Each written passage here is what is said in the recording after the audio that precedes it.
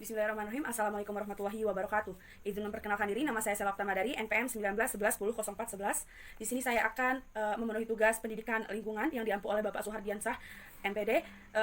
Saya akan membahas mengenai pola pengelolaan lingkungan. Di sini ada 4 substansi atau poin-poin yang akan saya bahas, dimulai dari yang pertama yaitu pola atur dan awasi, yang kedua pola insentif dan disinsentif, yang ketiga pola atur diri sendiri, dan yang terakhir pola tekanan masyarakat. Baik, langsung saja saya mulai, yaitu tentang pola atur dan awasi.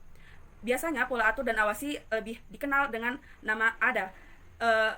Langkah ini biasanya diterapkan pemerintah kepada masyarakat guna untuk pengelolaan lingkungan hidup. Baik, jadi maksudnya di sini adalah pola atur dan awasi ini biasanya pemerintah yang membuat berdasarkan entah itu peraturan perundang-undangan ataupun peraturan yang tidak tertulis. Jadi biasanya pola atur dan awasi ini yang diterapkan biasanya itu berupa perda atau perpu yang memang khusus diterapkan di daerah-daerah yang memang membutuhkan pola atur dan awasi ini.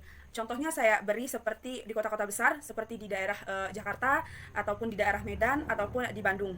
Jadi tapi di Bandung mungkin agak lebih sedikit tidak terlalu ditekankan pola atur dan awasi ini karena di sana masih lebih green dibandingkan kota-kota metropolitan seperti Jakarta dan Medan. Adapun tujuan dari pola atur dan awasi ini adalah untuk meminimalisir perilaku dalam usaha pemanfaatan lingkungan yang merusak lingkungan hidup itu sendiri. Jadi biasanya pola atur dan awasi ini biasanya diterapkan karena banyak dari warga masyarakat yang memanfaatkan lingkungan sebagai suatu objek untuk berbisnis. Seperti misalnya untuk pembukaan usaha, di mana tempatnya atau lahan pembukaan usaha itu biasanya dijadikan sekaligus untuk tempat-tempat rekreasi lingkungan hidup yang sifatnya masih green, masih hijau seperti itu. Jadi sebenarnya tidak masalah digunakan selama itu masih dalam dikatakan imbang dengan cara pengelolaan lingkungan sendiri. Tetapi jika sudah melewati batas atau bahkan bisa merusak lingkungan itu sendiri, baru pola atur dan awasi ini harus tetap diterapkan. Lanjut untuk pola insentif dan disinsentif. Jadi pola ini adalah suatu pola yang insentif itu adalah perangkat memacu pembangunan atau RTR yang biasa disebut dengan rencana tata ruang. Jadi contohnya seperti keringanan pajak, infrastruktur, kemudahan pembuatan infrastruktur dan juga kemudahan perizinan. Berbanding terbalik dengan disinsentif. Disinsentif ini adalah penaikan pajak yang tinggi, terus pembatasan untuk infrastrukturnya dan juga pemberian sanksi bagi setiap pelanggar pemanfaatan ruang. Jadi maksudnya di sini adalah insentif dan disinsentif ini masih sama. Biasanya lebih diterapkan kepada kota-kota besar seperti kota Jakarta dan Medan tadi karena biasanya di sana sudah sedikit untuk ruang lingkungan yang masih green seperti itu. Jadi di situ pemanfaatan lahannya itu benar-benar harus dimaksimalkan terhadap atau diimbangkan terhadap pengelolaan lingkungannya. Karena bisa kita lihat di kota-kota besar itu sudah hampir mungkin 20-30%-nya lagi yang masih hijau daerah-daerahnya, sedangkan yang lain itu sudah dikatakan tidak ada lagi seperti itu. Jadi tidak ada pemasokan oksigen dari daerah itu sendiri, dan itu akan menyebabkan polusi yang berimbas juga kepada makhluk hidupnya.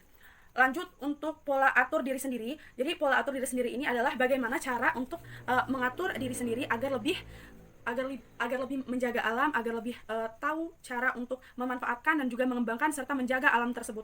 Jadi dimulai dari kita. Jadi bagaimana cara untuk kita membiasakan diri harus lebih menyayangi lingkungan kita, tetapi dalam pola atur diri sendiri ini juga kita tidak dibatasi untuk mengolah alam, asalkan masih dalam proporsi-proporsi yang memang bisa dikatakan masih sedang. Tetapi jika memang itu sudah melampaui atau sudah melewati batas, pola atur diri sendiri ini harus diterapkan karena takutnya akan merusak sistem atau lingkungan hidup di sekitar kita.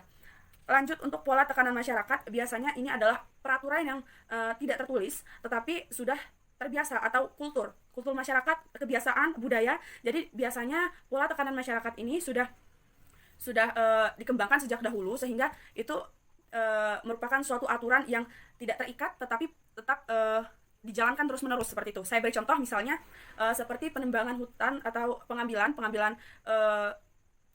pohon di daerah-daerah Kalimantan itu biasanya ada suku-suku primitif yang masih mempercayai bahwasanya penebangan pohon itu tidak semuanya bisa dilakukan karena banyak ketua dari mereka meyakini bahwa itu adalah salah satu tempat roh nenek moyang mereka ataupun hal-hal yang mengandung magis lainnya seperti itu.